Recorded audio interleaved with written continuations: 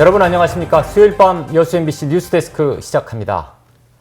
참 다행스러운 일입니다. 어제 전남 동부 지역 시군 내 버스 노사가 임금 협상에서 극적으로 합의점을 찾아서 오늘 총파업을 피할 수 있었습니다.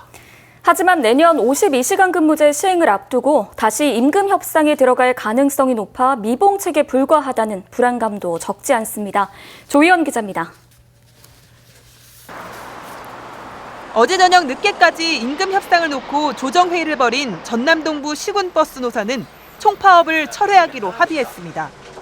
여수에서 가장 먼저 협상안이 타결된 데 이어 고흥과 순천, 광양 시군버스 노사도 잇따라 합의하면서 오늘 아침 첫 차부터 모두 정상 운행에 들어갔습니다.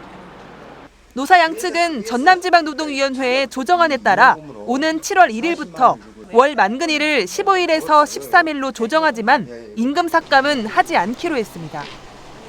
하지만 노사 양쪽 모두 미봉책이라고 지적하고 있습니다. 300인 이하 사업장의 주 52시간 근무제가 본격 시행되는 내년 1월부터는 월 11일 이상 근무할 경우 법정 근로시간을 초과하게 돼 재협상이 불가피하기 때문입니다.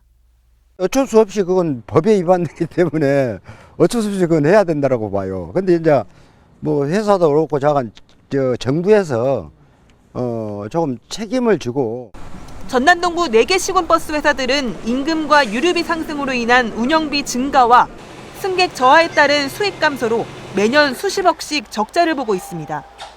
이런 상황에서 주 52시간 근무제가 시행되면 버스 한 대당 2.5명의 운전기사가 필요해져 임금 협상과 함께 신규 인력 채용 문제도 해결해야 하는 상황입니다. 내년 2020년이 더욱더 지금 걱정이 되고 문제가 좀 많이 발생되고 있습니다. 정부에서 규제하고 있는 근로시간은 준수를 해야 되고 그에 따른 저희 회사 측의 재정적인 압박은 더욱더 가해질 것입니다.